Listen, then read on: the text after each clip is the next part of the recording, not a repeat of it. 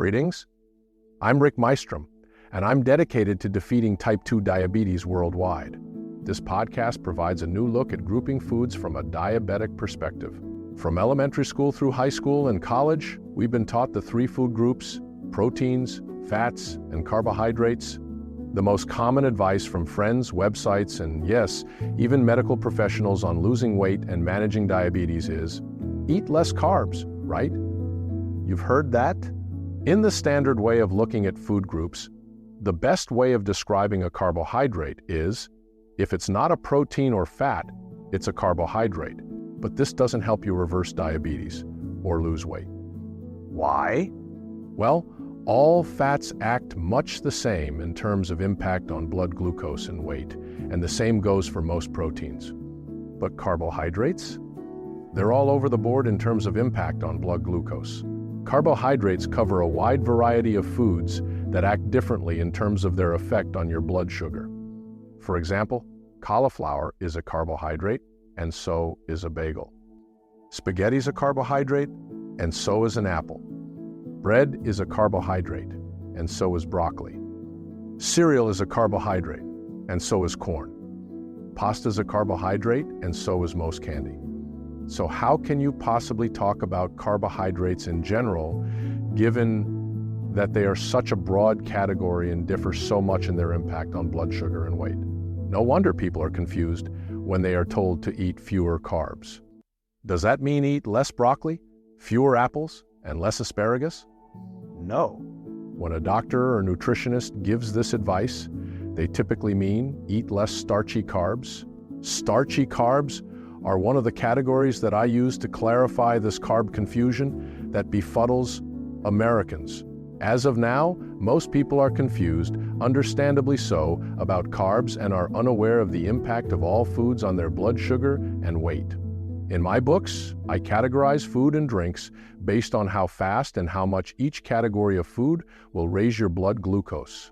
Although two of the books I have written are primarily for diabetics to lower their blood glucose, I get the most feedback from readers who have lost weight in addition to lowering their blood sugars and a 1CS. For that reason, I wrote my fourth book focused on weight loss, a new and better way of grouping foods for diabetics based on how much and how fast they will raise blood sugar based on what I've learned from 45 years of testing and over 95,000 blood sugar tests. I've divided carbohydrates into 4 distinct groups based on how much and how fast they impact blood sugar.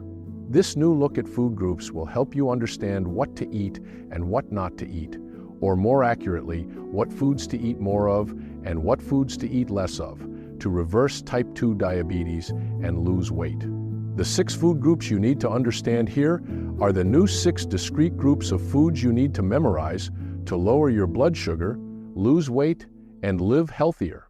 Sweet carbohydrates, starchy carbohydrates, fruit carbohydrates, vegetable, veggie, carbohydrates, proteins, fats. Each of these food categories plays a different role in blood sugar control and weight gain.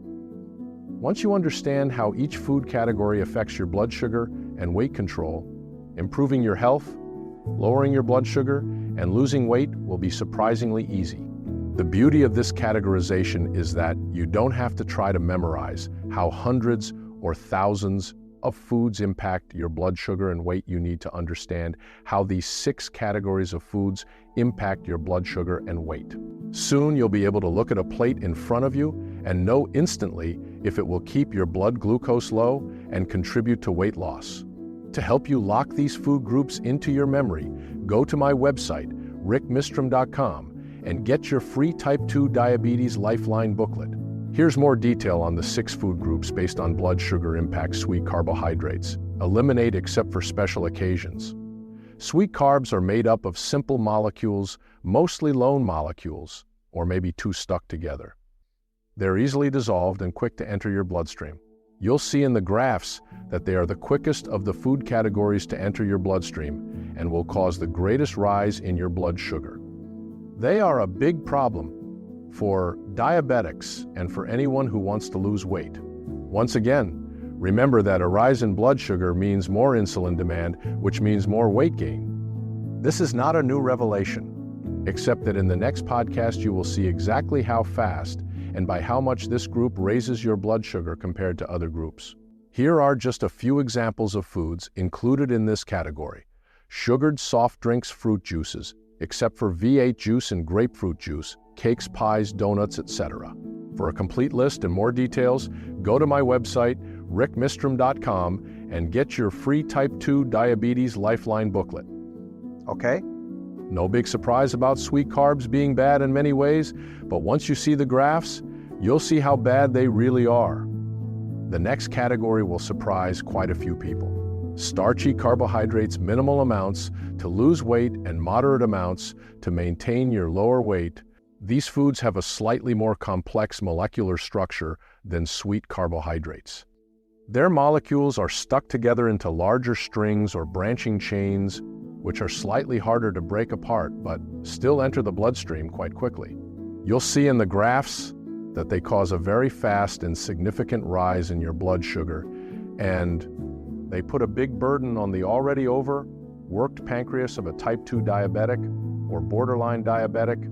Examples of starchy carbohydrates here are some examples of foods included in this category. Waffles, pancakes, breakfast cereals, muffins, bagels. For many more examples, visit rickmystrom.com and get your free Type 2 Diabetes Lifeline booklet.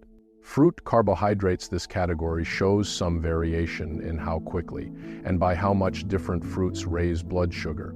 Some fruit carbs act relatively slowly and cause moderate increases in blood sugar and weight gain, while others enter the bloodstream more quickly and cause a bigger increase in blood sugar and weight gain.